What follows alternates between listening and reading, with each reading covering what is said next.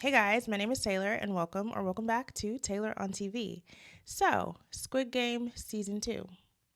What did we think about it? Anyways, I just got done watching Squid Game Season 2 and I feel like I like the direction that the show is headed in. Speaking of Squid Game Season 2, I got a new addition to the movie room. I think her name is Young Hee. But basically, that's the doll that plays red light, green light. She actually does do some red light, green light functions. She twists her head. It's a whole game. But we're not here to talk about her today. I just wanted to introduce her to the channel because she is new. Everybody say hi. Squid Game Season 2, I really enjoyed this season. I feel like, more specifically, my favorite part of this season was the addition of the new games. I really liked that merry-go-round style game. If you've seen the new season, you know what I'm talking about. I feel like that's some of the best television that I've watched all year. Very exciting, very nerve wracking. I really enjoyed that game. Now, I've been seeing a lot of commentary online about people saying that they hated this new season, and I'm honestly very shocked, but I guess this is coming from someone who has a PhD in TV. I'm just kidding. I guess I'm just not a casual viewer of TV, is what I'm trying to say. And I can see where the show is going. You kind of have to let them cook when it comes to shows like this. I think a lot of people want to recreate that magic of season 1. And when I say magic, I mean we weren't expecting people to be playing red light, green light, and then being gunned down. Like, that was very new and very exciting to a lot of people.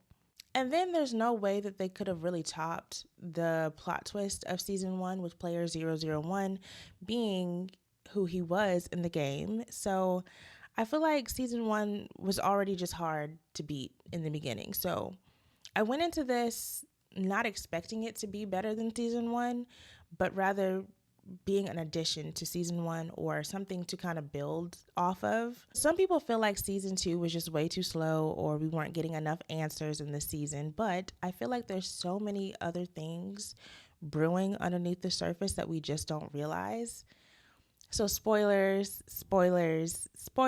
If you have not seen season 2 of Squid Game, I highly suggest mute the TV at this point, or I don't know why you'd be watching this video if you haven't seen season 2 of Squid Game yet, but stranger things have happened. So, like I was saying, I think there's a lot of things boiling beneath the surface in this season that are going to come out in season 3. So, for example, I think that player 456 knows exactly who the front man is.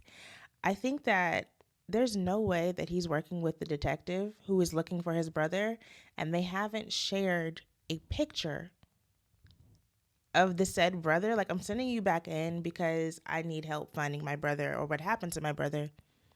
And you're telling me this man never showed player 456 a picture? I'm calling him player 456 because I'm not about to butcher his name on this channel. But I feel like there's no way that he doesn't know who that man is.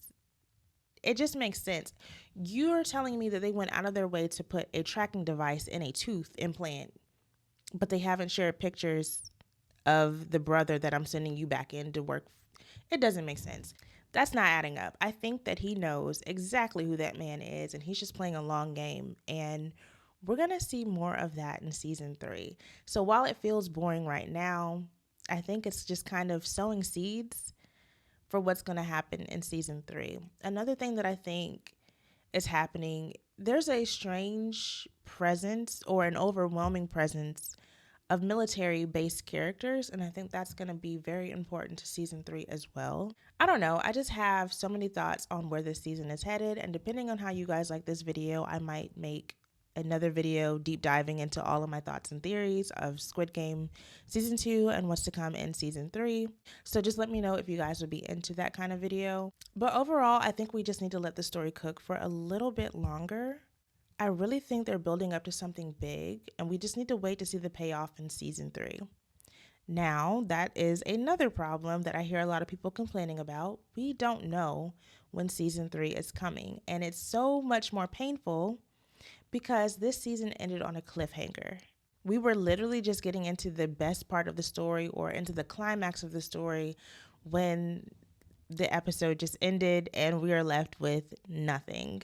And that's what inspired me to make today's video. There are people who are frustrated with the cliffhanger, there are people who want more Squid Game style action, and then there are some people who just don't like this season altogether and want more of that original Squid Game flavor. I decided that today I'm going to be sharing some of my favorite TV shows that feel like the original Squid Game season. So pretty much all of the shows I'm getting ready to list are like survival style games, high stake competitions, or like twisted social experiments.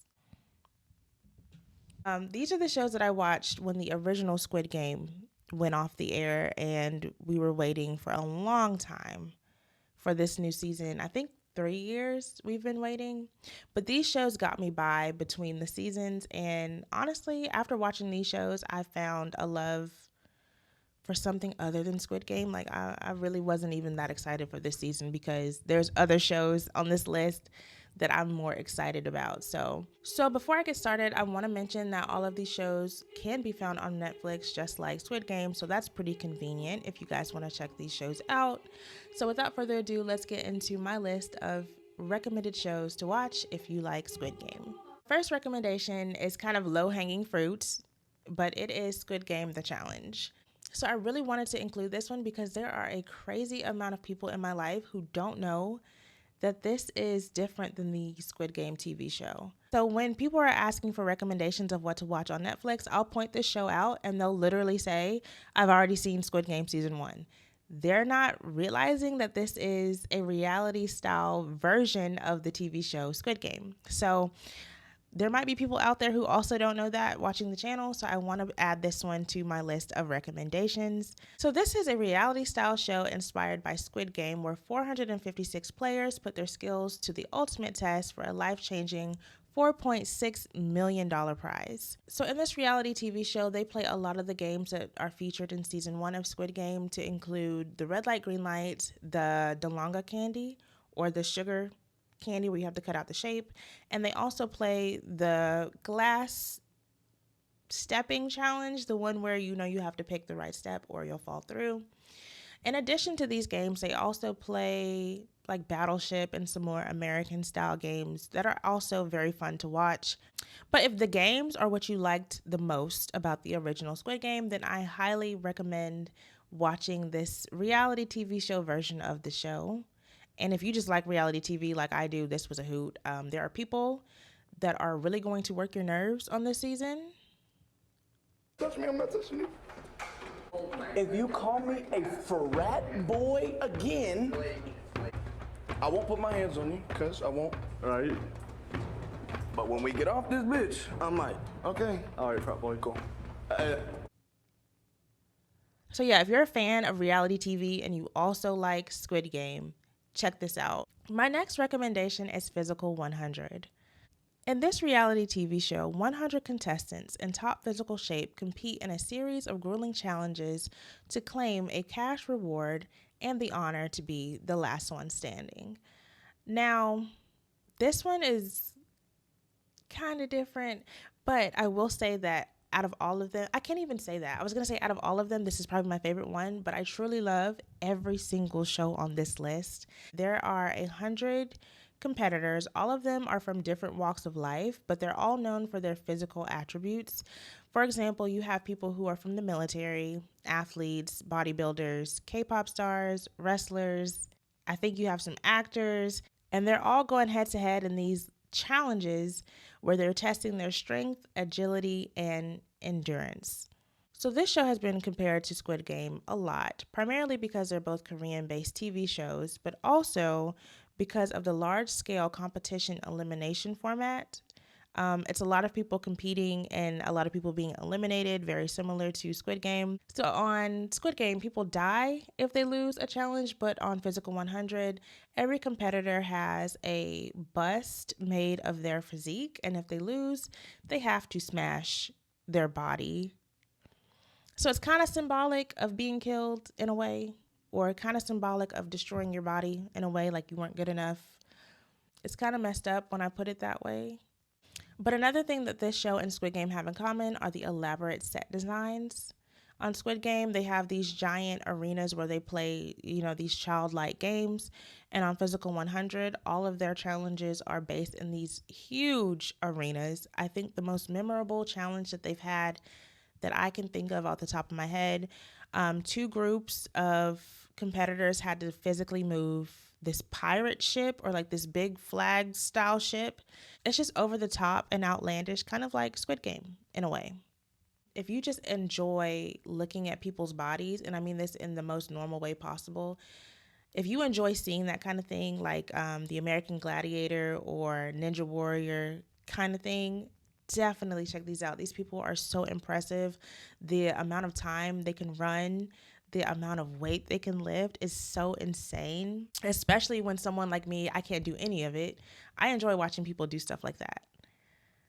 And then I also enjoy kind of like the comparisons, how far a K-pop star can run on a treadmill versus how far a bodybuilder can run. Bodybuilders are known for lifting and not so much endurance, versus a K-pop star who you would have never thought, they have plenty of endurance in order to do those shows and things like that.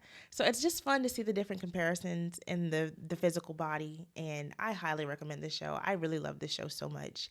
It also reminds me of The Challenge on MTV. So if you like stuff like that, definitely would recommend this show. So my next recommendation is The Mole. Hear me out. Okay. So on The Mole, 12 players are gathered to complete assignments to earn money for the group pot. However, one of the 12 is the Mole. The Mole is a player selected by production to secretly sabotage the assignments and cause the group to earn the least amount of money possible for the winner's pot. Every few days, players will take a multiple choice test about the identity of the mole and the mole's actions over the past few days. Once the test is complete, the players await their results in an elimination ceremony. The player with the lowest score is eliminated from the game. So, what I just described is kind of hard to imagine. So, let me just start off by saying this is for people who really like the plot twist of player 001 actually being one of the runners of the game, or someone who's not even really playing the game. Essentially, he is the mole of Squid Game. So even in this season, the front man is the mole of the season. The way that he sabotages the second game is very mole-like. So on this TV show, imagine that there are challenges similar to playing that game, and there's someone amongst them playing stupid, ruining the game on purpose. It's actually very fun to watch and very fun to try to figure out who the mole is. This is actually a very old show that was rebooted for Netflix. I haven't seen any of the old seasons, but I've watched the seasons on Netflix and I've gotten the mole wrong both times. So now I know what you're thinking. A show like this, it seems pretty obvious who the mole would be if they are ruining the games, but it is not that simple. For example, on Squid Game, the way that the front man was messing up the top throw, would you have suspected that he was messing it up on purpose if you didn't know that he was the front man? No, you would just think he didn't have any skills. So that's the same thing that's happening in The Mole. They're having these challenges and someone will mess it up on purpose, very similar to the top scene. And you just have to speculate, like, are you really this slow at running, or are you trying to mess up the game? And that's where you just kind of get kind of confused. Is this person the mole, or they just can't run? Is this person the mole, or are they bad at math? Is this person the mole, or are they just stupid? I don't know. There's so many confusing caveats to this show that I can't even fully explain to you guys the different ways that people could look like the mole, but they aren't the mole. So now, that kind of raises the stakes a little bit. Another thing, the quiz that they take. So basically, they'll ask you questions. What color hair does the mole have? What is the mole wearing right now? And you look around the room and you can say, okay, well, the mole has on like a red shirt. And, you're taking this quiz. So the more sketchy things that I could do, or the more sketchy things that someone could do to make you think that they're the mole, you'll get your test answers wrong and then you'll be eliminated. So there's a lot of people doing shady stuff on purpose in order to throw off other people in the group when they're not even the mole. So things get kind of sticky. Like you'll see somebody purposely do something to mess up the game. But are they doing that to throw other people off, or are they actually the mole? This one is a very fun watch. And like I said, for Squid Game, if you enjoy the concept of player 001 being the mole the entire time on both seasons, then you'll enjoy watching this show. So my next recommendation is The Devil's Plan, which is another Korean reality TV show. In this reality game show, 12 contestants compete in both collaborative and competitive strategy games in order to win a cash prize. This one is like Physical 100, but for the mind. So you have 12 competitors who are all competing to essentially see who's the smartest. So a lot of the games they play on the show are brain teaser style games focusing on memorization, numerical calculation, and puzzles.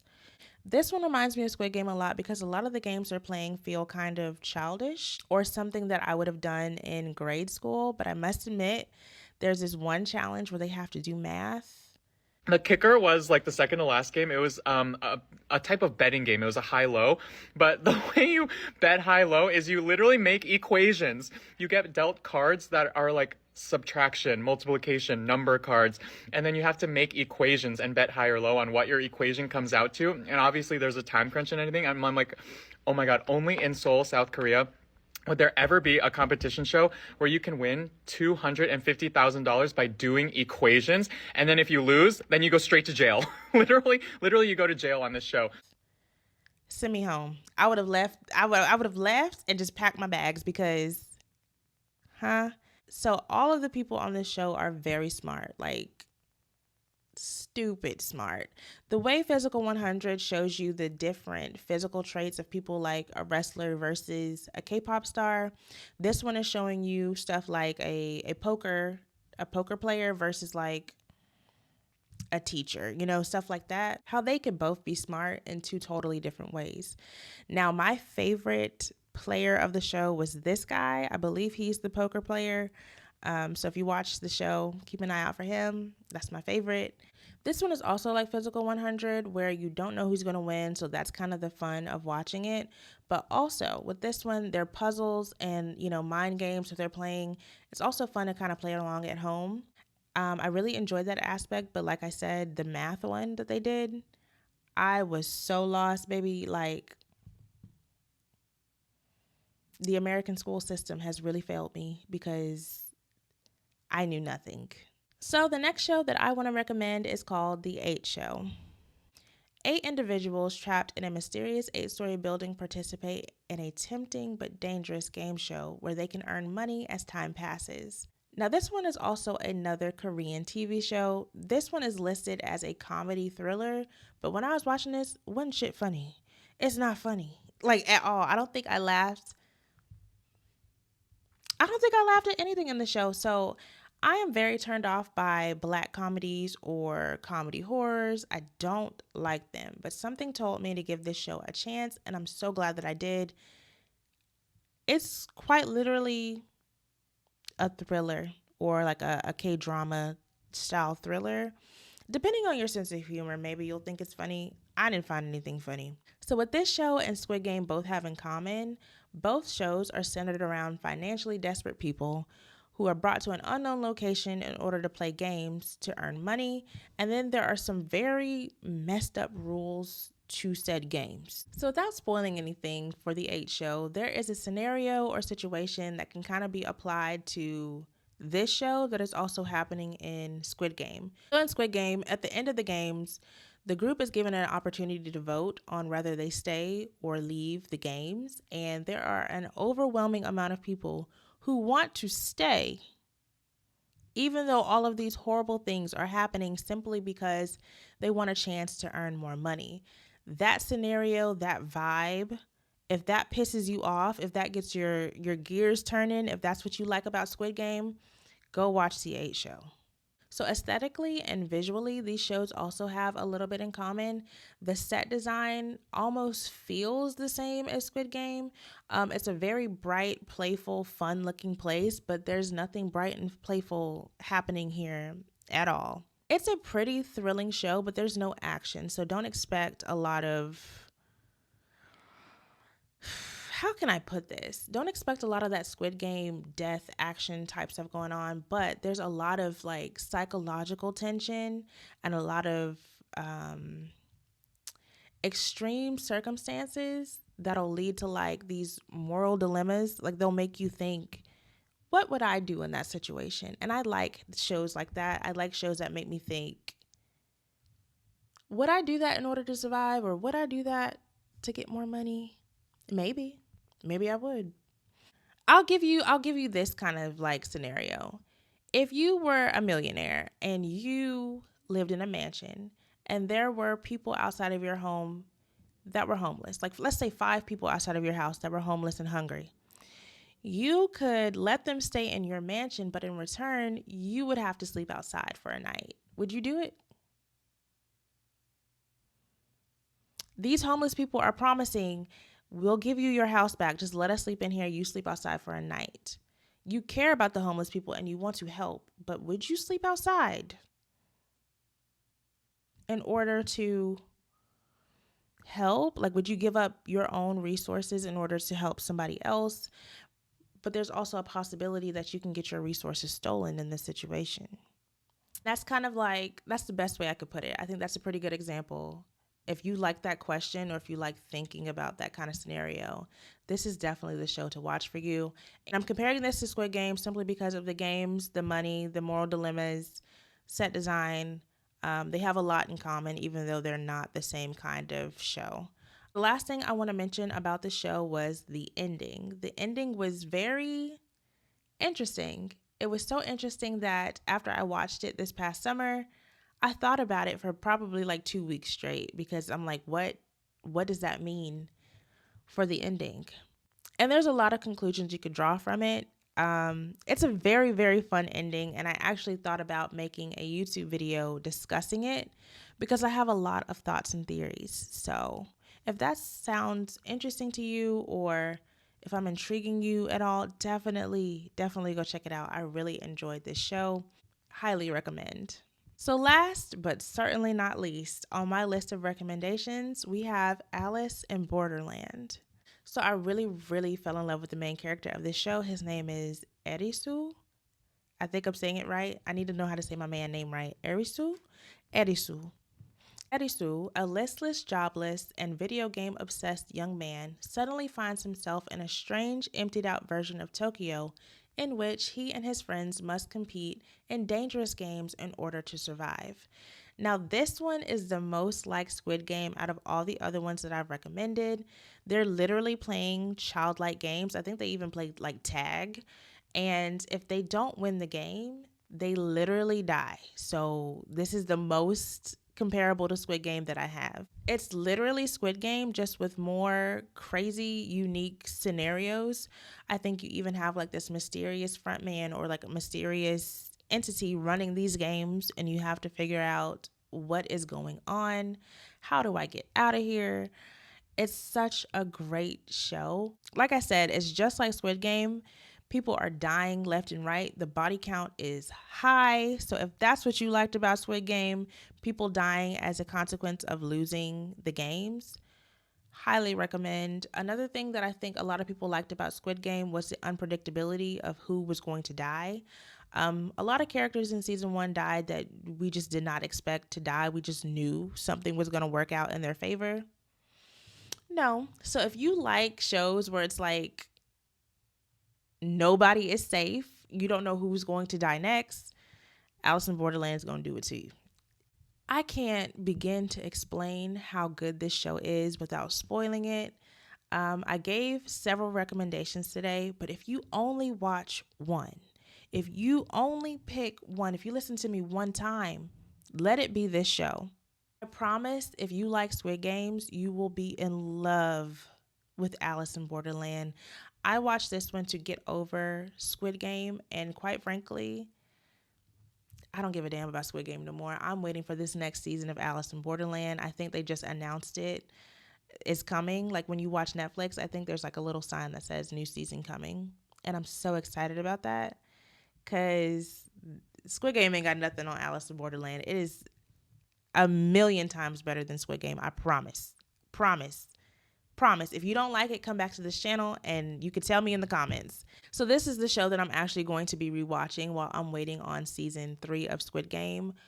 I am so excited about this show coming back. I don't think y'all understand. 10 out of 10 to recommend. Aside from Squid Game recommendations, if you just asked me to recommend a brilliant show to you, Alice in Borderland would be it. I think Alice in Borderland is probably one of the best newer shows that I've watched. And I have a PhD in TV. You have to trust me. You have to trust me. Check out Alice in Borderland. All right, guys. So that is the end of my TV show recommendations. I hope you guys haven't seen them. I hope you guys enjoy them when you do see them. Don't forget to comment down below your thoughts on some of these shows. If you watched them before or if you go watch them, come back and tell me what you think about them. Also, if you guys have any more recommendations for shows like Squid Game that I can watch, I would love to know. I'm always interested in watching new TV shows, so hopefully you guys can put me on a new show or two. Again, don't forget to like, comment, and subscribe, and I'll see you guys next time.